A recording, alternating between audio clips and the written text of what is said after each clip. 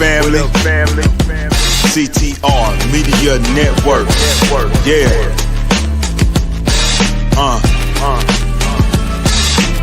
Best in the biz. Yeah. Join the team.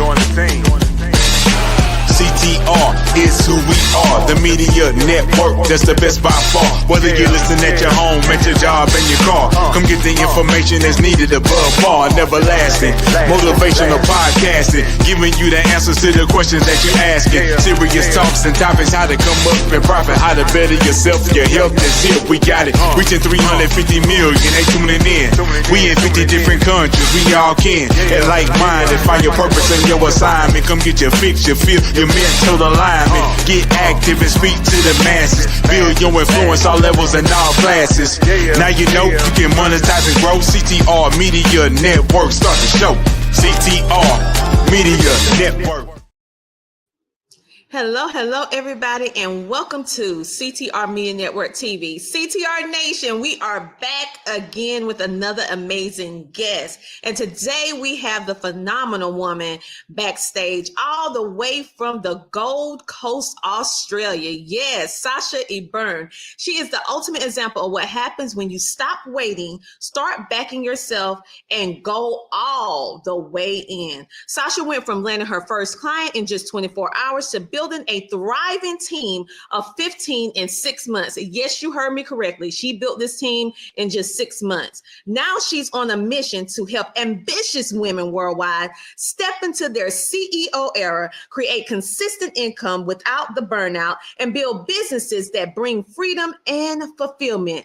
This conversation is going to be fire for every entrepreneur, content creator, and entrepreneur tuning in today. So buckle up, because this episode is going to shift the way you see business and success forever. So let's welcome to the show, the amazing Sasha Eburne. Welcome to the show.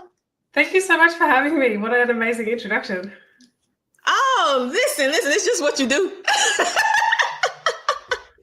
It's just what you do. So I'm so happy to have you here, because we do have a lot of moms that watch the show, and what you have been able to do, being a mom and transitioning from what you were doing all the way into being your own CEO, and then scaling to build a team, which is something that can prove very difficult for most to build a team. So I am really excited about diving into this information.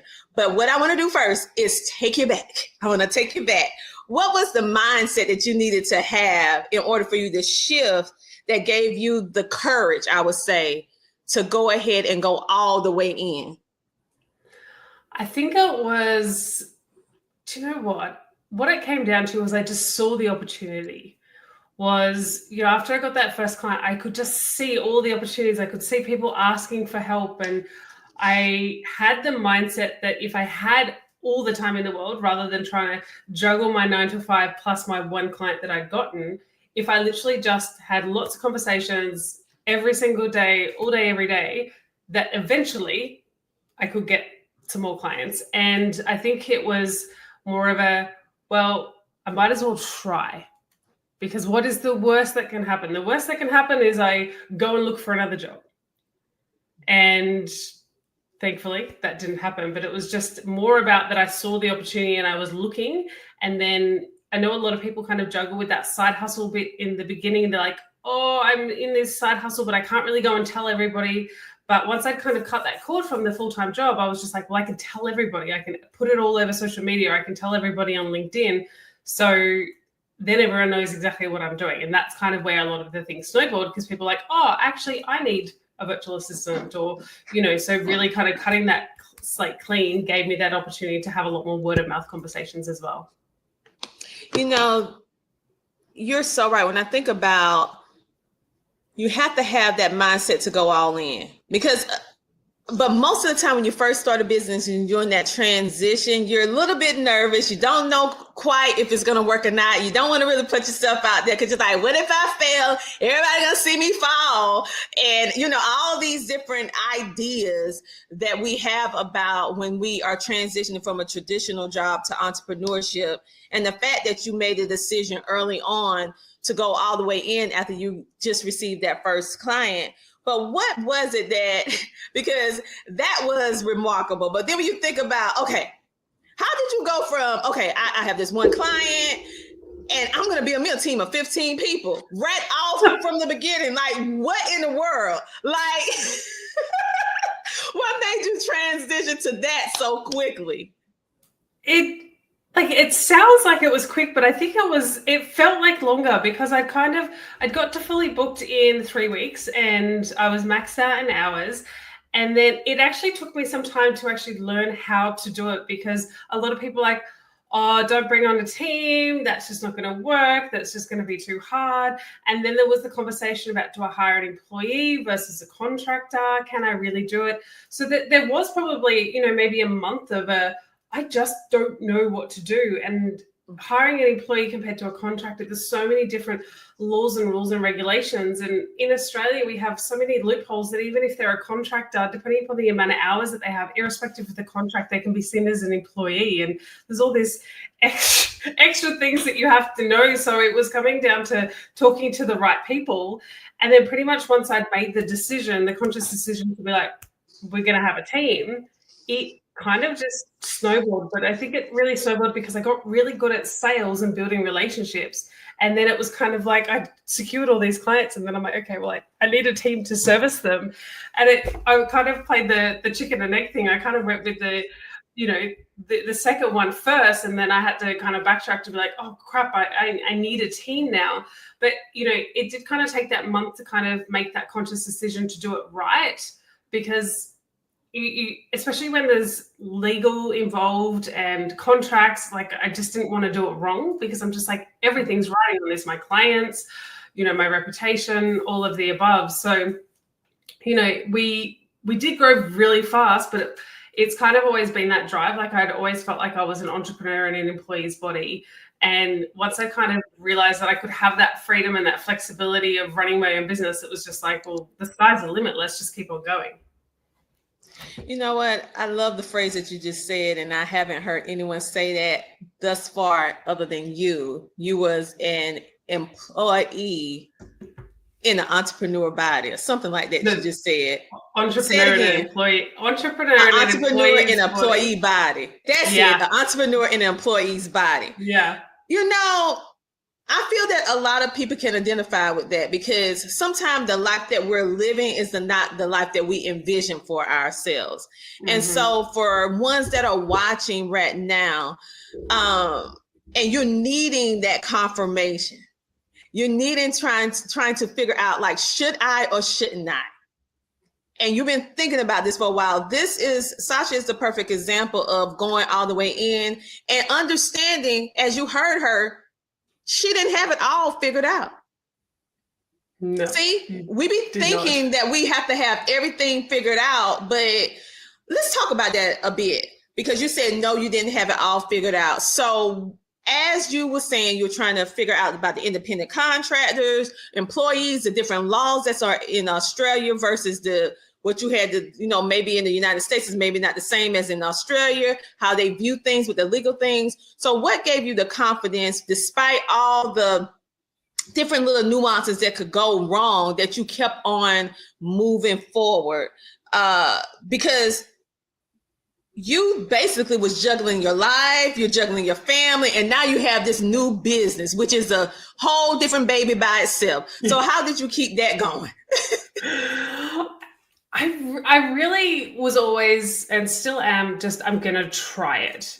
And, very much when I was just like, I'm going to go all in, I'm going to try it. And that was the same with the team. I'm just like, okay, I've done my due diligence. I've worked out what sort of type of contractor I need, and I'm just going to try it. And actually, what's the worst that can happen? And I think sometimes we think that it can be really bad, but if we actually looked at it, it's just like, well, what's the worst that can happen? Okay, maybe they make a mistake and a client's not happy. Okay, cool. Well, I just have to deal with that. That's part of business. So with any decision that I've made in my business, a lot of times when I've researched it, I've also sought help from people that have done it before.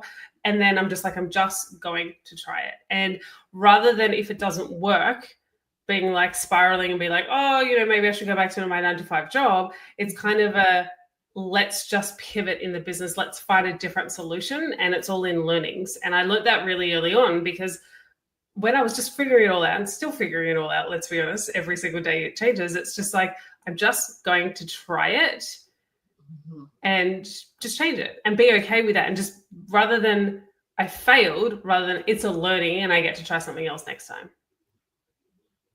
That I love that, because at the end of the day, you guys, just try it. Like, let me piggyback off of Nike saying, just do it. Okay. Everybody know that's their slogan. That's their slogan. Everybody know that's for the check. So so now you're going to understand and think about just try it from Sasha. Okay. You just need to try it. Yeah. Okay. And understand that as entrepreneurs, we're figuring out a lot of things as we go. And any entrepreneur that's not telling you this, they're not telling you the truth. Because I don't know any entrepreneur on the face of the planet that has everything figured out. Exactly. There is no possible way, because it's things that you know, and then it's things that come about as you know that you know, but then it's some things that's going to come in the equation that you just don't know. All right. Yeah. And be comfortable with that. Be flexible with that. And like she said, seek help from individuals that do know what you do not know. And so you are really building this confidence for moms to be able to, what you call the CEO era. You want them to step into their CEO era. So what exactly does that mean for them to step into the CEO era? Yeah, so a bit of context. Obviously, when I started my business, I was a virtual assistant, and within 4 months, I decided that I was going to teach other people to do it, primarily women and mums. And that's very much what we do today, is teach them, one, how to start their business, and then it's kind of moving past that. So what I find, especially with women, is they jump into business and they do it all. And then they're also doing work that they don't like to do, and they keep saying yes to clients that they don't want to work with. Rather than, okay, you get to be the CEO. And by being the CEO, that means you get to do what you want, when you want, how you want, no need to seek for permission. So rather than trying to do everything in your business, is work out what it is that lights you up, what gets you out of bed every day, what's the impact that you want to make, and stick to those and get support for all the things that you don't want to do, but also find the people that want to do those things, so it lights them up, so that everybody is happy, everybody is getting up every day and doing exactly what they love, and that's their zone of genius. And that stepping up to the CEO is you get to lead and support everybody else to kind of step up. Whereas a lot of people feel like, oh, but it's my business, I have to do everything. But actually giving other people opportunity to kind of step up within your business kind of just grows that culture within your business. And isn't it great that we, as a CEO, we just get to do what we want every single day? Don't do the stuff that you don't want to do. Otherwise you'll become resentful of your business, and you'll kind of feel like that you've just created another 9-to-5 job. It's just in your own home or on your own terms. So I'm really passionate about creating that CEO era where you just get to choose every single day. You get to choose you. I love it, because you're right. I think we're trained in a way to think that when you first start a business, you absolutely have to do every single thing. It is a very common thing that everyone comes in with the acceptance of, okay, I'm accepting in the beginning when I don't have a team, I'm gonna have to do X, Y, Z, and I don't know how long it's gonna take before I can get someone else to do LMNOP. Okay, and so I just don't know. But I love the way how you coming in the picture, how you're saying, okay, you're becoming this CEO to be able to add value not only to other people but also to your life as well. So why are you going to basically duplicate what you didn't like working for somebody else for yourself? Why do we do that? So that is absolutely amazing. So I love how you're helping moms to be able to see, not just telling them, CEO era, but actually breaking it down in bite-sized pieces that they can handle, so that they can have this scalable business, because you can't truly scale until you bring on a team that is qualified to do the things that you need them to do. So what were some of the biggest mindset blocks you think that a woman would have as she starts her entrepreneurship journey? What's some things that you have saw that's common with the women that you work with that they had to like try to overcome? Yeah, great question. The two big ones are, am I good enough? Mm. And am I worthy enough? And that has stemmed from generational, or the way that they've grown up, or very much we got told by our parents, like, kids are meant to be seen, not heard, all of those things, and really kind of narrowed down. In Australia, tall poppy syndrome is a big problem, where people will see somebody else's success and bring it down to make themselves feel better about it. So I think, it's a lot of people have this fear of success because of how that would look, or like, rich people are greedy, or lots of stories that they've been told. So some people struggle to, show up on social media because of fear of judgment or things like that. But what it comes down to is the fear of, I'm not good enough to be able to do this. So it's really about teaching them a lot more of that self-trust, belief in self, to be like, rather than looking at somebody else to be like, oh, well, that's them, they're different, they're special, they can do it. Looking and actually we're all the same. But, most of it, we're females, is actually looking at it and be like, damn, if they can do it, I can do it. So that's really what I support my clients with, to step into that, and actually the only competition is themselves yesterday, and just keep on trying to be better than that, and forget about everybody else, and know that you are, like, we're all born worthy, and somewhere along the line we decided that we were unworthy based upon an incident or something that happened throughout our lives. So really kind of taking that back and reframing that to be like, no, I was born worthy, I can do this, and I have the belief in myself to actually create what I want to create. You're absolutely right. And I like the way you said we have to reframe our mind, because we come into the world, we're worthy from the beginning, from the first breath that we take. Yes. We are worthy. But then, like you said, something happens in between this thing that we call life that make us second guess, make us feel like we're not that person that is worthy. And so when you said reframe the mind, I know that you are a certified NLP practitioner. So can you kind of explain to the audience what is NLP, and how does that actually help in incorporating with your business? Yeah, so NLP is neuro-linguistic programming, and what that essentially does is it allows us to retrain the mind and the unconscious to change the way that we see and believe and hear things as well. So rather than the limiting beliefs coming up to be like, I am not good enough, based upon the processes that we can go through in NLP, automatically it's a reframe, or we actually stop saying that to ourselves. So we live in abundance, everything is perfect, and rather than say something happening or a smell or a sound and triggers a past experience, rather than having a negative effect on our body or a negative thought, then we'd be like, yep, that happened and I'm cool with that. And, really showing that in every situation in our lives that kind of happened, that we know and understand that in those situations that everybody was doing the best that they could with the resources that we had. And it allows us to reframe those situations so we don't have a negative trigger around it, because a lot of people stick to their story, and a lot of people like, this happened to me and I'm this and I'm the victim and I'm this. So we get to support them to have positive frame around a lot of situations, to be like, that happened and now I get to learn from it and now I get to move forward. So the more work that we do, the more resources that we have in our unconscious, that if something happens or we don't get that client, that we just get to be like, that's great. It's opening up an opportunity for a new client. So, it takes a while to make those changes, but having a lot more resources in our tool belt to ensure that we don't spiral and that we can reframe and essentially live our life in abundance rather than a lack mentality.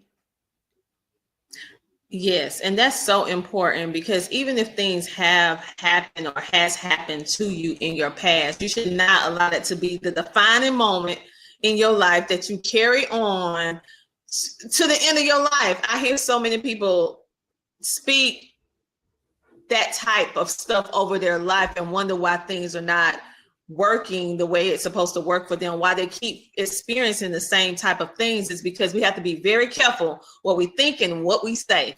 And I was like, if we just pay attention just a little bit more of what we say and what we think, our life can either change for the good or the bad. And I tell people that let's be positive, because you want your life to change for the better, because we do have within us the ability to make whatever we want happen with positivity.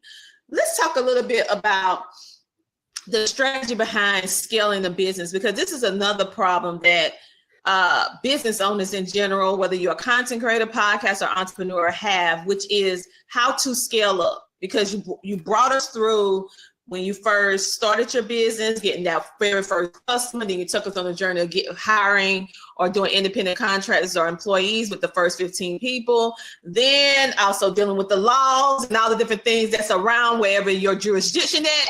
Like, you got to deal with this, and then also having people within your circle that knows more than you. So then when you hit a place where you don't know something, you can ask them for help. And now we have all that straight, thanks to Sasha. Now we're going on, can we really scale this business? Now we have the people in place, we have all of this, right? So scaling the business, how can we scale the business without all the, I would say, chaos that can happen with a business? What is one thing that they can do? Simplify. Like, we don't need to overcomplicate it. Simplifying, and that comes down to systems, double handling. How can we look at exactly how it is and be like, can we improve this, and can we make it less steps? Can we use tech to automate it? But really just simplifying things will be key, because sometimes if we overcomplicate them, there's too many processes, things will take longer and harder to get there. So yeah, simplification is key. And I guess consistency as well. A lot of people jump in and be like, oh, this isn't working, I'm going to change it. Well, things can work eventually over time, and it's that compounding effect. You know, it's kind of like what they say with the algorithm in Instagram is, if you post every day for 5 days, cool, you're not going to get any clients. If you post every day for 5 days for 3 or 4 months, people will start seeing you. You'll start being seen and heard. So yeah, simplification and consistency is key when we're scaling our business. All right. So that was some good advice. So I want to talk a little bit to my podcasters and content creators that watch the show.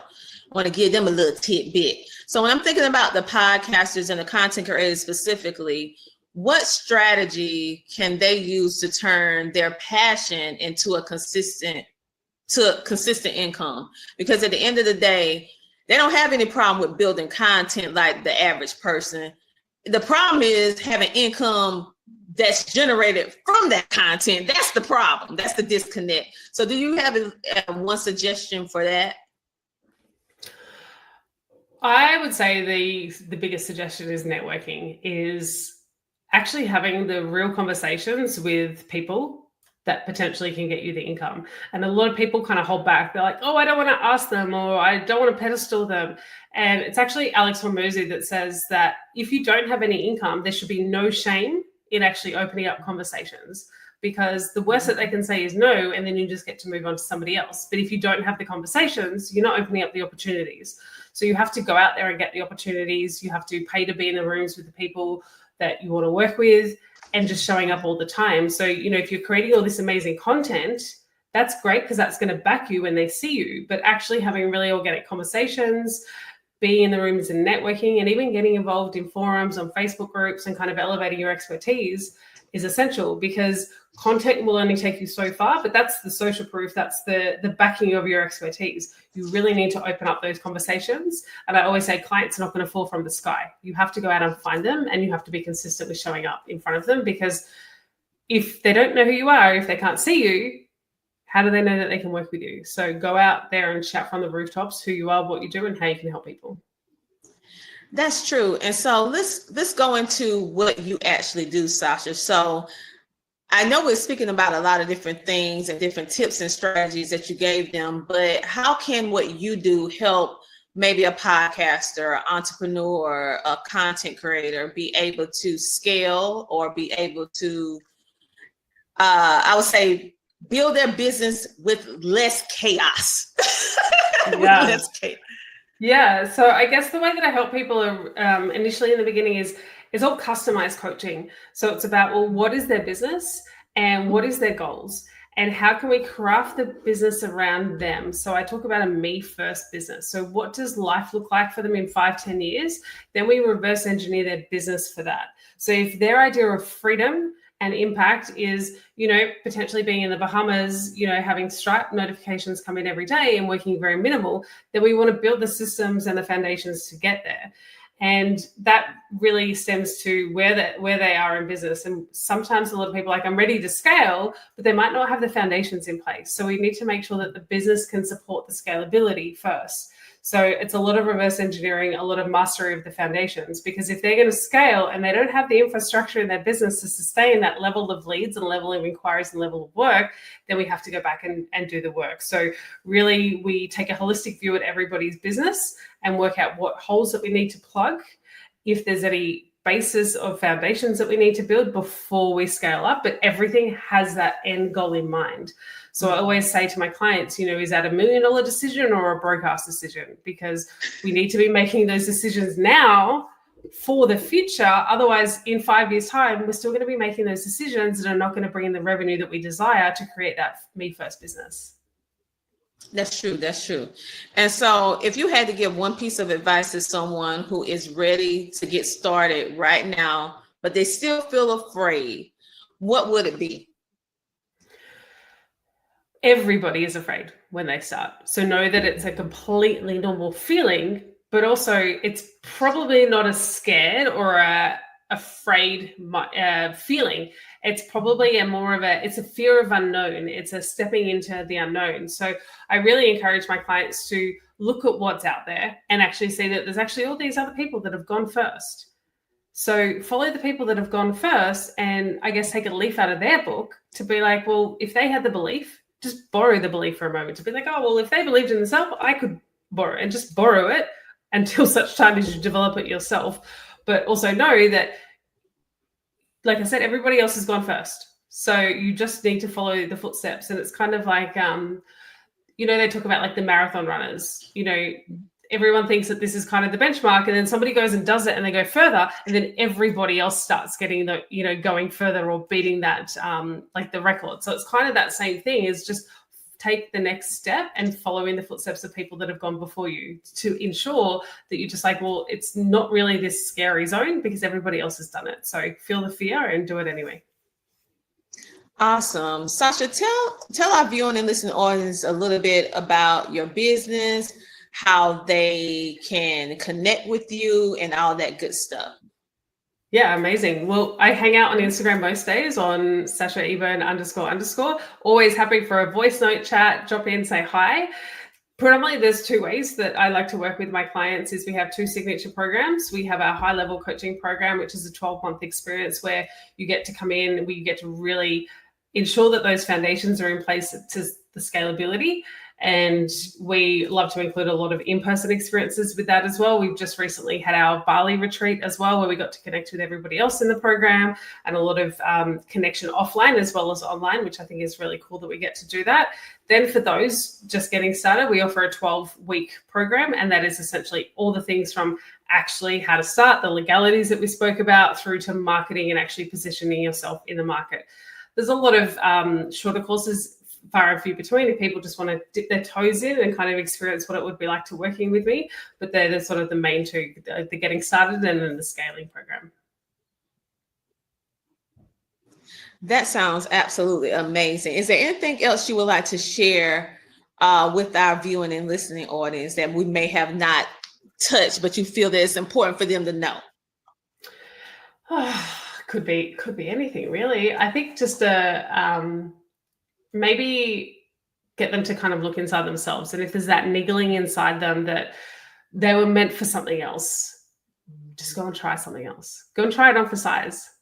It's like when you're buying a new dress, you go in and try it on. And like when it feels good, you might buy it. So just try something on for size and see where it takes you, because it can really go anywhere. Well, Sasha, I would like to thank you so much for coming on and telling us all about it, and in particular, speaking to the moms, because as moms, we juggle many different hats. We have to be the mom, the cheerleader, the nurse, the doctor, the confidant, the friend. Like we wear all these hats, and then we add on one more, entrepreneurship, but helping them to see that you can do it.